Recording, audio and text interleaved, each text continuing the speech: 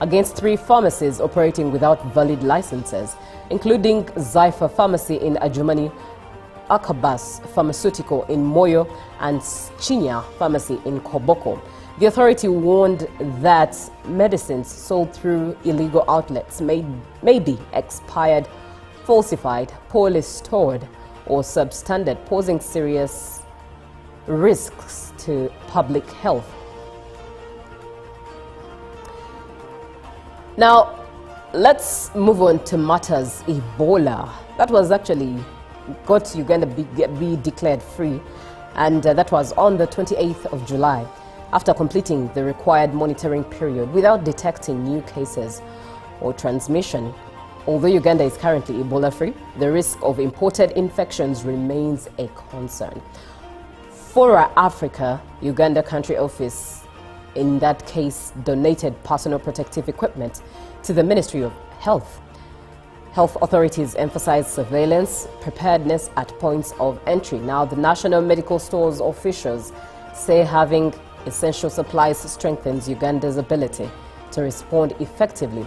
And Uganda did experience several Ebola outbreaks in the past, including major outbreaks in 2000, 2007, 2011, 2012, and 2022, making preparedness an important part of protecting communities and health systems.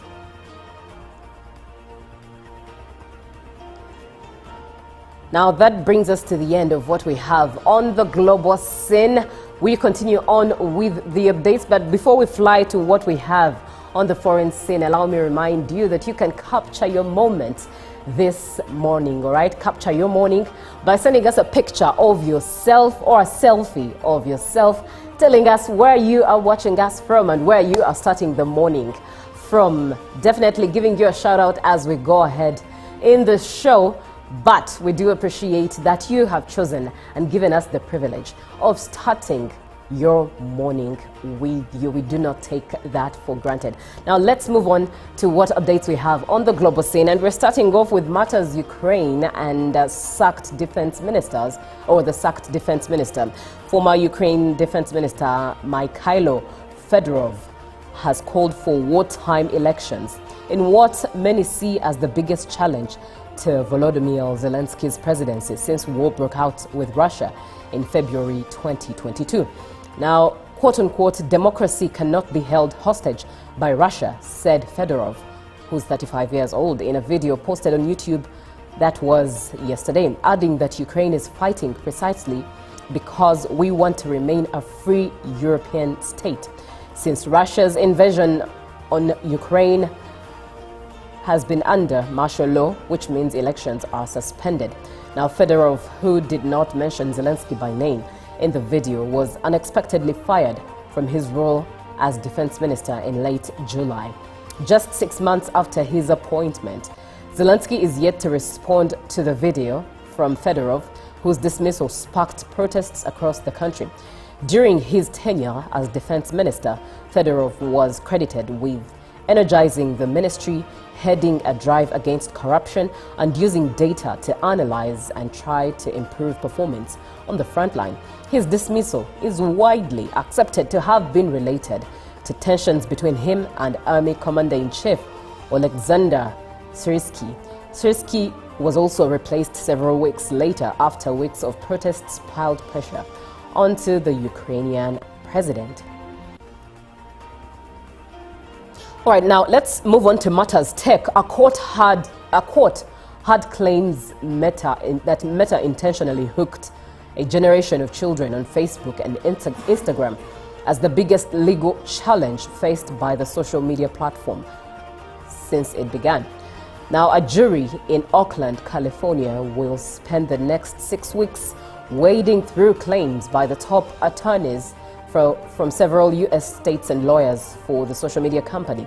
A lawyer for California claimed that Meta found millions of 11 and 12-year-olds were on Instagram and did little to keep them off as the trial opened on Tuesday.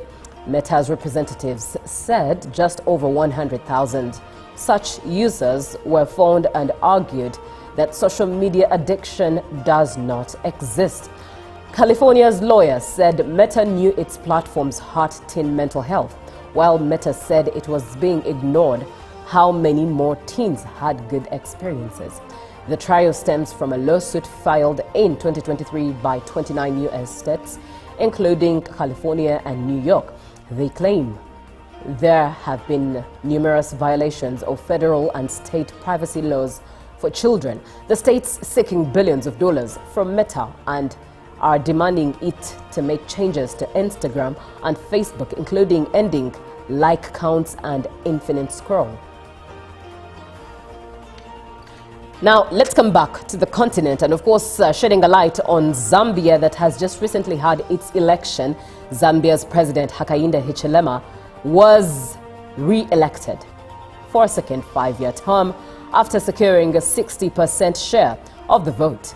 The Electoral Commission announced Hichilema's win was widely expected, with his closest challenger, Brian Mundubile, getting 38% of the votes cast. The remaining 12 candidates trailed far behind, and Mundubile, who's 55, said he will mount a legal challenge to the results, saying his NRPUP party had evidence that there were voting irregularities. Now, earlier, the party confirmed to the BBC that Mundubile had gone into hiding in a secure location under the protection of an international human rights body due to threats made against him. Local media also reported that Mundubile and his running mate Makebi Zulu were at a UN agency in the capital, Lusaka, fearing arrests. It came after some leading opposition figures were arrested in a raid on Friday, who the authorities accused of plotting an insurrection. Mundubile called the claim a fabrication.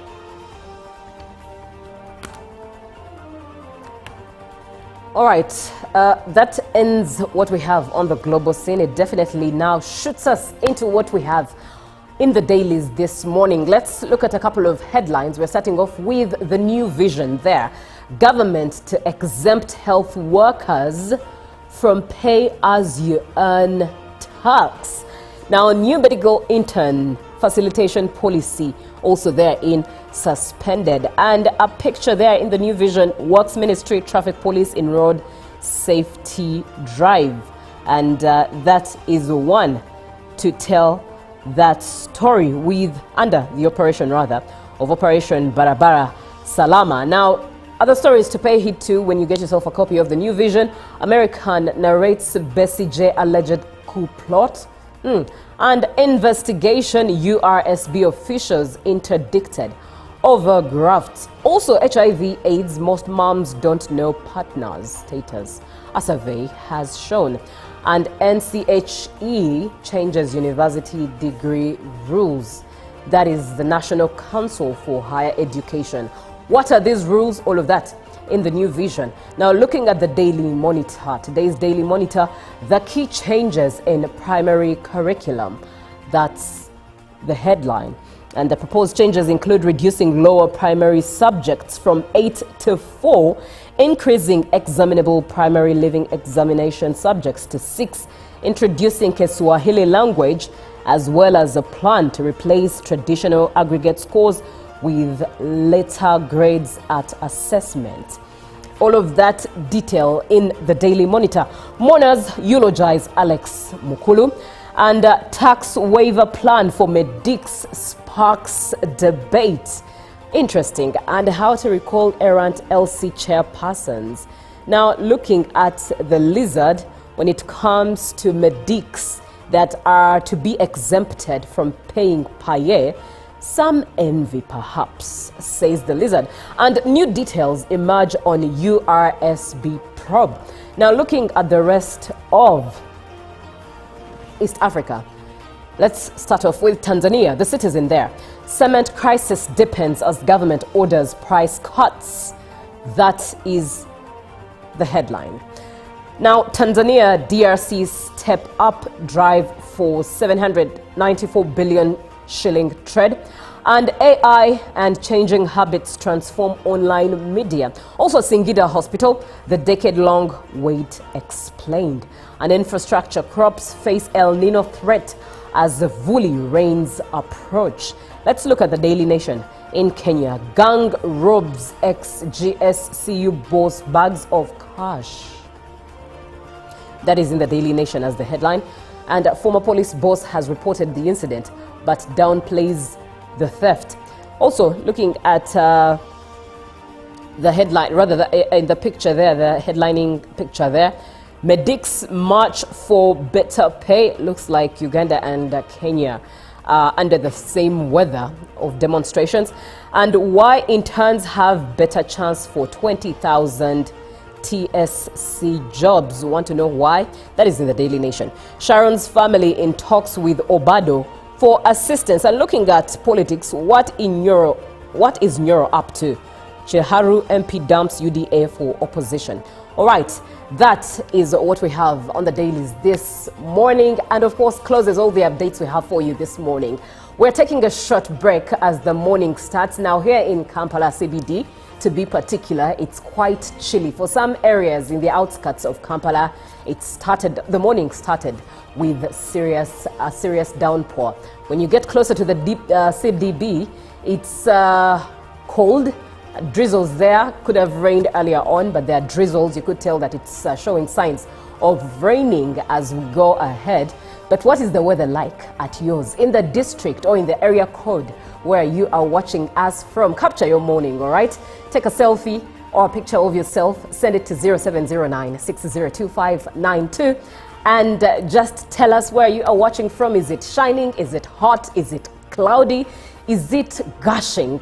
Cats and dogs, do let us know. Let's catch up. Let's connect, all right? Let's do this thing called life together here on Good Morning Uganda. You are watching UBC TV, Inspiring Uganda. Let's take a short break. We'll be right back with another conversation. Good morning. Live from UBC Studios in Kampala, this is Good Morning Uganda.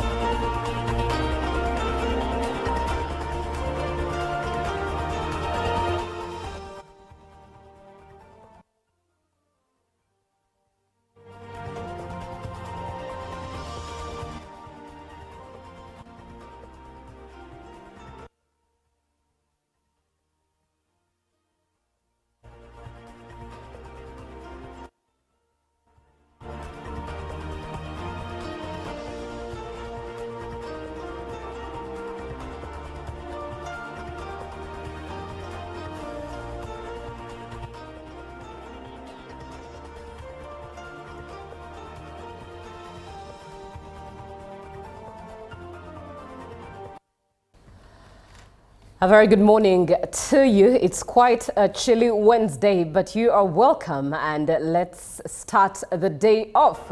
It's a very good morning. My name is Julie F. Nantaba, and you are watching UBC TV. We come to you live from the Nile Avenue. Now, as always, we start the morning with a connection, so do care to tell us where you are watching from by sending a picture of yourself and of course, or a selfie of yourself to 0709-602592. Capture your morning, your moment, your picture. Now, we do kickstart off immediately with what we have as updates this morning, and we always start off with the local scene. Now, you might be wondering where Robert is. He's a little unwell, but we're praying for him to be better and up, so that he's able to serve his nation and add value to whatever he does within his life. But for now, we are riding together, and indeed, do send in your pictures, selfie or a picture of yourself, telling us where you are watching from as we connect. Now, looking at the updates we have this morning, we're starting off with President Museveni, who bid farewell to the outgoing Sudanese ambassador to Uganda, Ahmed Ibrahim. Following the completion of his 4-year tour of duty, during a meeting at State House in Entebbe, Ambassador Ibrahim thanked President Museveni, the government of Uganda and the people of Uganda for the support extended to him and the Sudanese community. He also praised Uganda for receiving Sudanese nationals who sought refuge in the country following the outbreak of the conflict in Sudan in April 2023. President Museveni thanked Ambassador Ibrahim for his contribution to Uganda-Sudan relations and wished him success in his future assignments.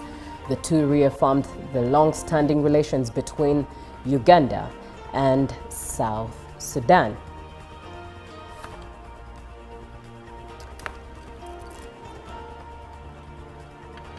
All right, moving on.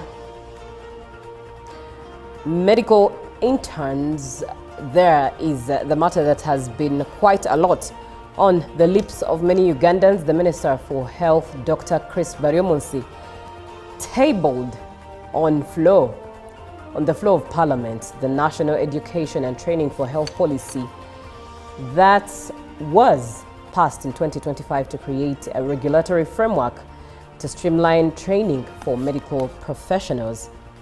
The policy sets standards to build competencies in the medical field, and after the policy had been passed, Ministry of Health was directed to deploy all medical interns and expanded internship centers to 77 with public broadcaster.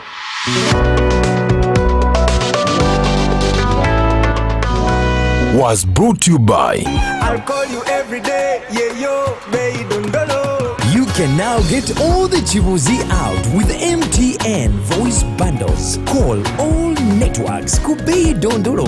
Buy a 25-minute voice bundle for only 1,000 or buy any daily voice bundle of your choice. Dial *100 *21# and select daily or use the My MTN app.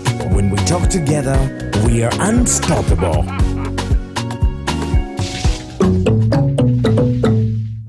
My question is, what is the difference between rental tax and income tax?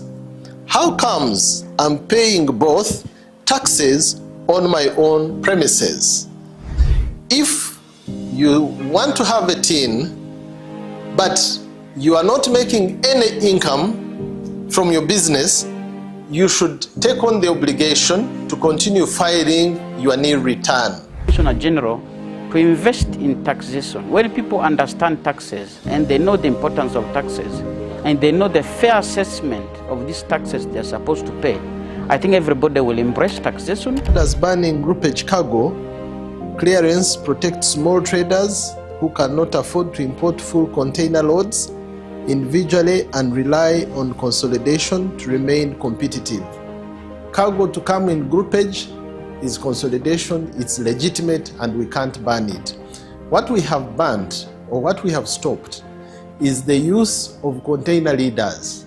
Now, Fiona, the good news I have for you is that among the new tax proposals, now you can get direct answers. Send your tax-related questions via WhatsApp or SMS to 0790-141-887 and the Commissioner General of URA, John Musinguzi, will personally address them.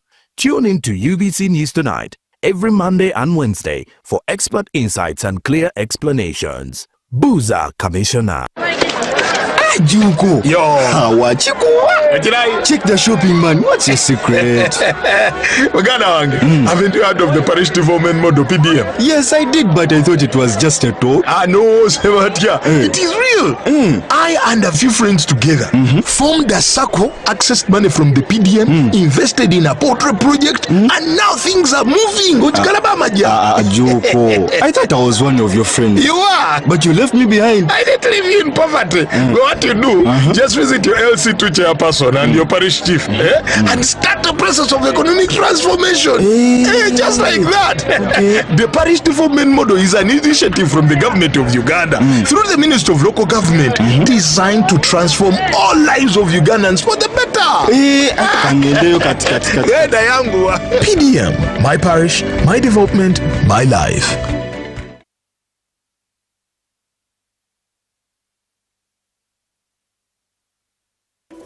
In a nation hungry for truth, a world where every story matters, there exists a beacon of trust and reliability. For decades, they've been our voice and our window to the world. holding the mirror of our history. With 4 TV stations and 11 radio channels spanning 27 languages, they stand as guardians of information, defenders of truth. With Maskari heritage advantage, they uphold every citizen's right to reliable and free information. Their archive stories shaped our past and illuminate our present. Yet now, as new challenges arise and the world evolves, their mission faces its greatest test yet. Be part of our journey and let's navigate the unknown, uncover the untold, and safeguard our future together. Tune into your public broadcaster, for it is the intersection of trust and truth. Because to UBC, your story, every story, and every voice matters. UBC, inspiring Uganda.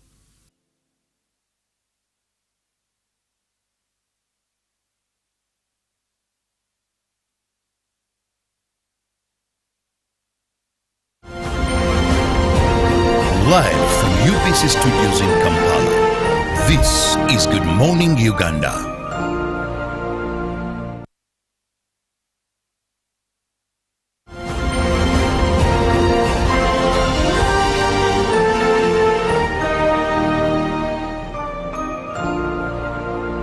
National Education and Training for Health Policy, which was passed by Cabinet on the 6th of October 2025. The Minister for Health, Dr. Chris Baryomunsi, has tabled on floor of Parliament the National Education and Training for Health Policy that was passed in 2025 to create a regulatory framework to streamline training of medical professionals. The policy sets standards to build competencies in the medical field. After the policy had been passed, Ministry of Health was directed to deploy all medical interns, hence expanded internship centers to 77 with 2,490 interns deployed. However, the medical interns contested the provision of facilitation in the policy. Now, Cabinet has recommended that the current cohort be facilitated with 1 million shillings allowances to help in their accommodation and feeding. President, I have also consulted the Cabinet which sat yesterday. We did agree and the Cabinet recommended that we suspend that provision of facilitation for medical interns, meaning that we pay them as it has been. So going forward, the current cohort of interns will be paid the same amount. That is 1,268,929, and is subject to tax, and then the net pay will be 1 million. So that the leader of opposition, Joe Senyonyi, appreciates government, however seeks for a permanent solution since the cabinet recommendation is for the current cohort. He also advocates for an increase of the medical interns allowance from 1 million shillings. Now, in your engagements with government, now that you're preparing a report, that you get to say, no, we need to, going forward, continue to facilitate these people so that it doesn't apply only to this cohort. So I hope it's not just for this cohort, and then going forward you say, no, we will not facilitate them going forward. The terrain is different. Many of them are in far to reach places, and so 1 million shillings or that kind of thing many years ago cannot be the same today. So please keep engaging them and let the conversation be, how do we facilitate them better? You have started now by acknowledging, yes, they need to be facilitated, but that needs to be improved. They're saying the work they do, things are expensive, the places they've got to go and rent are. One legislator wanted to know the fate of medical interns who were arrested during a demonstration. The detailed statement. May we know the fate, or whether there is something that has been decided by the government regarding those who have been arrested in doing what they are supposed to do under the Constitution. I was briefing Parliament that day. I didn't know they were demonstrating coming to Parliament, and I think up to 8 of them were arrested, produced in court, charged, and remanded. As the Minister of Health, I will engage the judicial officers together with Attorney General to see how how the issue can be amicably resolved. So those young people should be released so that they can go and start their internship. The chairperson of the Committee on Health, Dr. Julius Mande, was concerned about the safety of medical interns. It was reported last time, I think a year or ago, where some intern lost lives. And this was on account of choosing accommodation in insecure areas of stay. So I think the allowance that we give really needs to be stepped up such that these interns are able to choose accommodation in safer areas. Going to work with the directors of the various hospitals where these interns are deployed so that we help with the management of the hospitals to get accommodation which is near enough and safe enough. Meanwhile, the Minister for Information, Communication Technology in charge of national guidance, Alion York Odria, has presented a cabinet decision to the press at Media Center in Kampala in line with medical interns' allowances. As long as a person has been attending lectures for the 5 years, inclusive all other trainings within the 5 years, and has passed all his exams, then that student qualifies for graduation. Minus waiting for, in terms of pass the... I'm Nafka Farida in Kampala.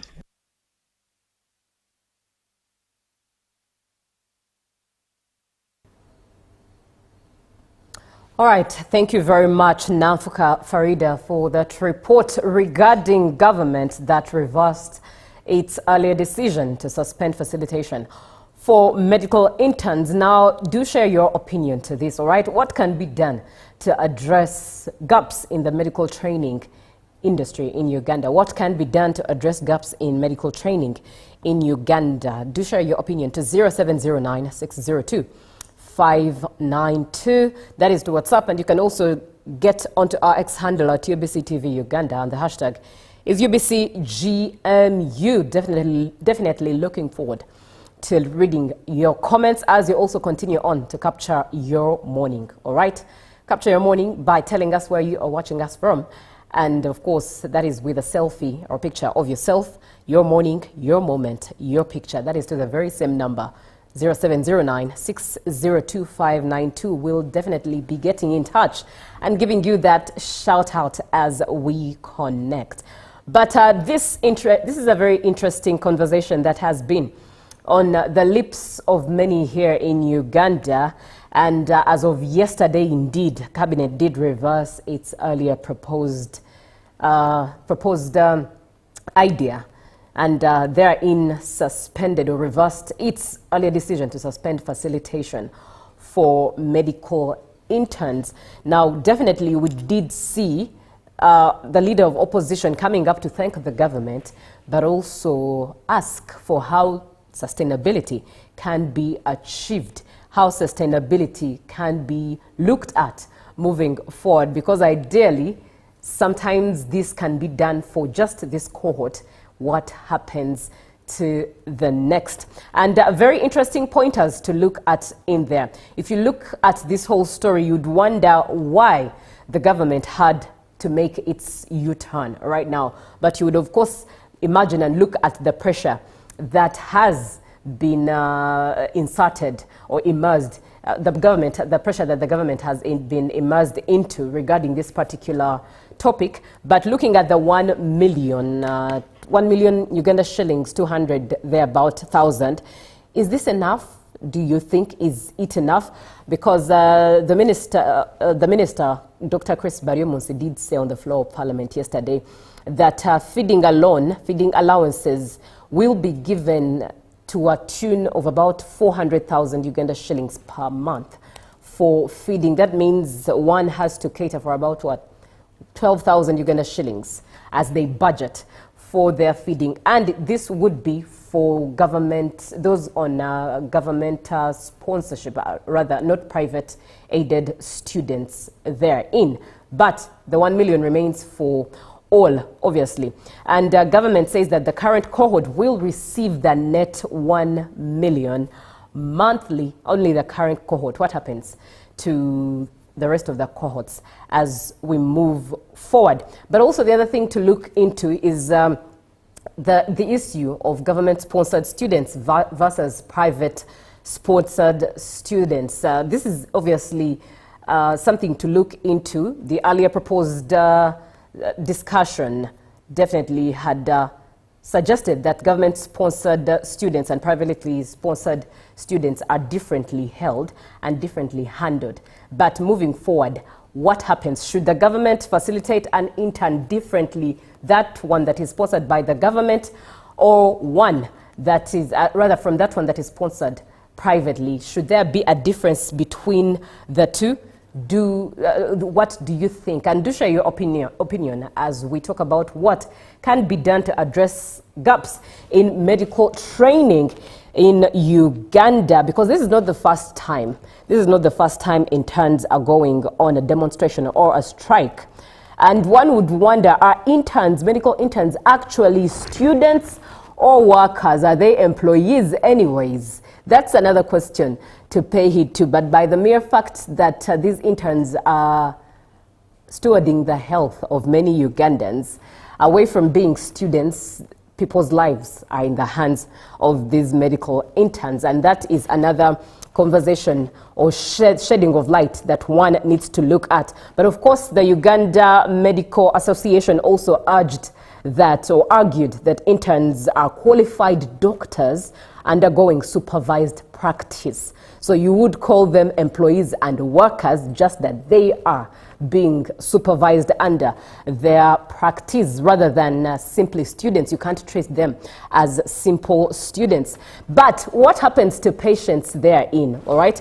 Because this conversation, of course, when interns are not necessarily facilitated or satisfied, it's the patients that end up suffering. And if you bring the conversation back to an ordinary Ugandan, I don't think that they would also be as comfortable to know that an intern doctor is one operating on them. It only comes to their mind thereafter. And of course, the internship dispute had already affected deployment and service delivery therein because of those issues. But with the government taking steps back on its decision and suspending the decision to facilitate medical interns, in the facilitation of medical interns, does it improve healthcare for many patients in hospitals therein? But do share what you think, what can be done to address gaps in medical training in Uganda. Good morning, Julie. Medics in health facilities are already understaffed, yes,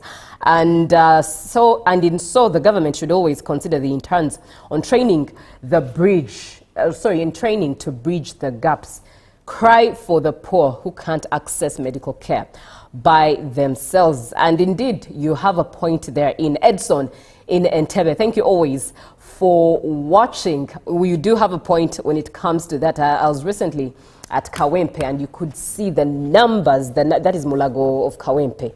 And the numbers are many. The doctors working in shifts, obviously, less in number, but we do appreciate the fact that internship doctors were on ground to at least pay heed to every patient's need and to care for each patient. But with the government having reversed its earlier decision to suspend facilitation for medical interns, does this give hope to the medical space of Uganda, to the medical sector that is in line with medical matters, health for Uganda? Does it give hope? Is it only for this cohort? What happens? Many questions linger, and answers are definitely very few.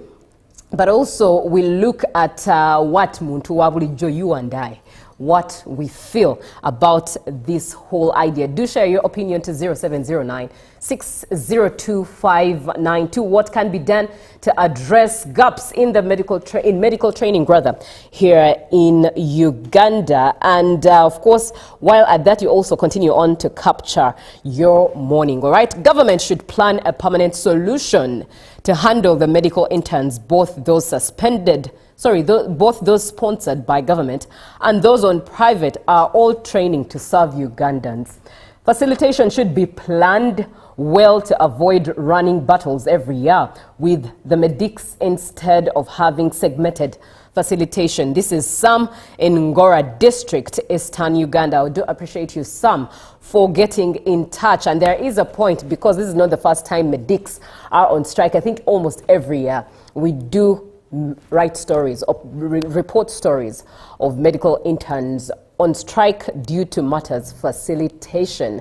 What is the long-lasting solution for Ugandans to receive better health care, or the health care of Ugandans to be stabilized at that? But you continue to share your opinion at that. As we bring this to a close, we'll be reading your comments as they come through, but also do continue to capture your morning. And in there, one would also think of policy, you know, policy and consistency. Why do some government policies appear to change only after public pressure? That's a very good question indeed for one to think about. Why is it that changes only take place, or policies only take place after public pressure? These are all concerns to pay heed to. And of course, Deputy Speaker Thomas Tayebwa, Right Honorable Thomas Tayebwa, did criticize the situation that, Parliament should not have learned about the far-reaching cabinet decisions through media. That was absurd at that. But it is what it is. And somebody comes through and says, regarding the medical interns facilitation, yes, of course, it has been a common practice and policy that interns get facilitation. It has been there, and let it be there. In reality, these interns do a lot of work. That is very true. They need to feed, rent, move to different places of operation to get the practicing license. Then why not facilitate them? I thank the government for having come out with a solution. This is Felix Paramu Unique Jalpara from Moroto. That is the Regional Referral Hospital in Karamoja region. I love that one who is in the field and the practice in itself is being part of this conversation. Felix, thank you so much for always following the show. Now, in just a bit, I'm getting to your comments, and that is to read your shout-outs as you capture your morning. Capture your morning. Do let us know where you are watching us from. And of course, that is send a picture or a selfie of yourself while at that, and tell us where you are watching us from. Now, let me get straight to your comments and read your whereabouts. Very interesting. Julie, you look smart and well-groomed. Keep it up. Annette, thank you so much. I do appreciate your compliment. Thank you so much. And let's now look at more of the shout-outs that we did get as you continue to capture your morning, your moment. All right. All right. Good morning, Uganda. Watching right from Arua City, Mingoni, that is, and you're marking exam papers. You are Mr. Jibua Bernard. Mr. Jibua Bernard in Arua City, Mingoni. Thank you so much for watching and engaging the show as well. We do continue on following the show all the way from Tororo City. Thank you for the morning updates. You did not leave your name. Let me see if I could try to trace it. Unfortunately not. But thank you so much for watching and following the show from Arua City. Edson in Entebbe, always a shout out to you. Thank you so much for following all the conversations that we always have on here, and do appreciate you for being on the show.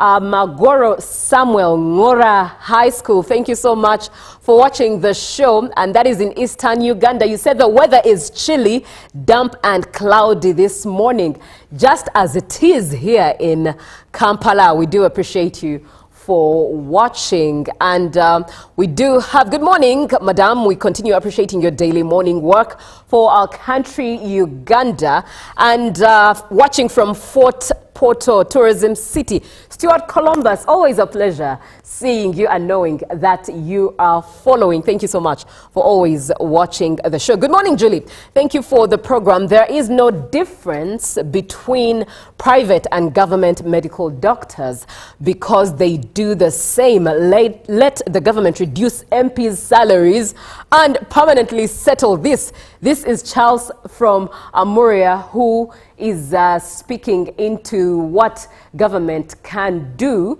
to reduce the gaps in the medical field of Uganda. We do appreciate you. So thank you so much for watching. And greetings from Gulu District, Ochora Frankwell. Always a pleasure having you and having you participate and be part of the show. Odaro Vincent from Tororo. Always a pleasure having you, Odaro Vincent. And you say, Julie, thank you for the wonderful show. It's so interesting. Please, may God bless you. Indeed, we do thank the management of UBC TV that keeps it inspiring Uganda. Odaro Vincent, always a pleasure having you on board this morning. And not just this morning, every morning. We do appreciate you. Good morning. I think all the challenges of Uganda and Ugandans are based on the levels of wisdom of our current leaders and not the situation of income. As a common Ugandan and a patriot, I request the management of UBC to give me a platform to provide answers on how our country can move very best than how it is now moving. All right. This is Mr. Katwesi J. Johnson, who is in Kawawa. We do appreciate you, Mr. Katwesi J. Johnson, for being on the show. I'm Godway, watching from Zombo. Thank you for watching all the way from Zombo. Always a pleasure having you on board. Good morning, Ugandans. My opinion is for the gaps in medical training to be addressed. I suggest that the government should endeavor to find a proper way of motivating the current interns so that many outside there would still choose to join the Department of Health beside paying them, as the Parliament has agreed on, did agree yesterday. Still other benefits have to be offered to them. Remember, our health is our wealth, so it's advisable to address it fully at a right time. Victor Obong from Lira, thank you so much for being on the show. And you do come through and say Turia Hewa Alvin, watching from Tinda Kampala, near here. Thank you so much, Turia Hewa, for being on the show. Always a pleasure having you on board. And good morning. Thank you for the program, and I like it. I'm Godfrey Bwambale, watching from Kasese. God bless you all, UBC workers. We do appreciate you.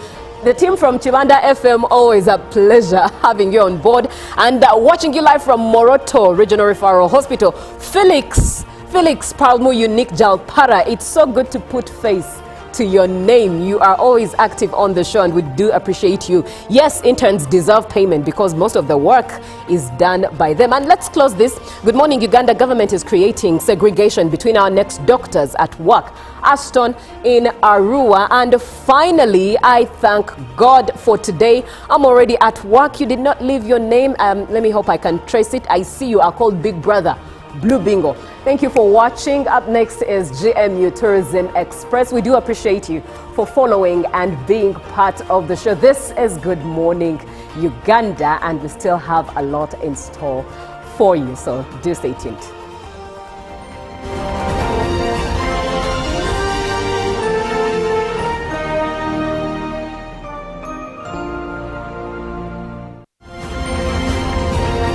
Live from UBC Studios in Kampala, this is Good Morning Uganda. In a nation hungry for truth, a world where every story matters, there exists a beacon of trust and reliability. For decades, they've been our voice and our window to the world, holding the mirror of our history. With 4 TV stations and 11 radio channels spanning 27 languages, they stand as guardians of information, defenders of truth. With Mascari Heritage Advantage, they uphold every citizen's right to reliable and free information. Their archive stories shaped our past and illuminate our present. Yet now, as new challenges arise and the world evolves, their mission faces its greatest test yet. Be part of our journey and let's navigate the unknown, uncover the untold, and safeguard our future together. Tune into your public broadcaster, for it is the intersection of trust and truth. Because to UBC, your story, and every voice matters. UBC, inspiring Uganda. My question is, what is the difference between rental tax and income tax? How comes I'm paying both taxes on my own premises? If you want to have a tin, but you are not making any income from your business, you should take on the obligation to continue filing your nil return. Commissioner General, to invest in taxation, when people understand taxes and they know the importance of taxes and they know the fair assessment of these taxes they're supposed to pay, I think everybody will embrace taxation. As banning groupage cargo, clearance protects small traders who cannot afford to import full container loads individually and rely on consolidation to remain competitive. Cargo to come in groupage is consolidation, it's legitimate, and we can't ban it. What we have banned, or what we have stopped, is the use of container leaders. Now, Fiona, the good news I have for you is that among the new tax proposals, now you can get direct answers. Send your tax-related questions via WhatsApp or SMS to 0790-141-887 and the Commissioner General of URA, John Musinguzi, will personally address them. Tune in to UBC News Tonight every Monday and Wednesday for expert insights and clear explanations. Booza Commissioner. Juko. Yo. Check the shopping, man. What's your secret? Haven't you heard of the parish development model PDM? Yes, I did, but I thought it was just a talk. No, Sebatia. It is real.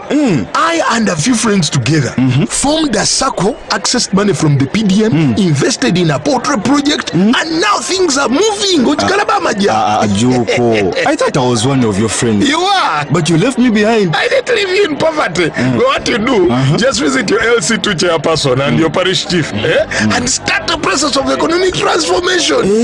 Just like that. The parish development model is an initiative from the government of Uganda through the Ministry of Local Government designed to transform all lives of Ugandans for the better. PDM, my parish, my development, my life. Pick of the day on UBC. Every Wednesday, 10 p.m. on your public broadcaster.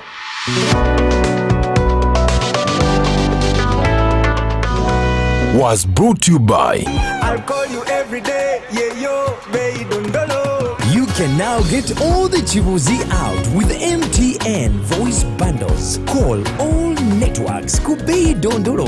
Buy a 25-minute voice bundle for only 1,000 or buy any daily voice bundle of your choice. Dial *100 *21 hash and select daily or use the MyMTN app. When we talk together, we are unstoppable.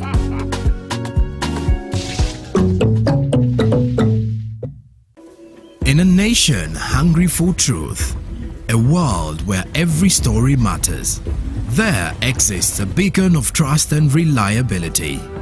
For decades, they've been our voice and our window to the world, holding the mirror of our history. With 4 TV stations and 11 radio channels spanning 27 languages, they stand as guardians of information, defenders of truth. With Mascari Heritage Advantage, they uphold every citizen's right to reliable and free information.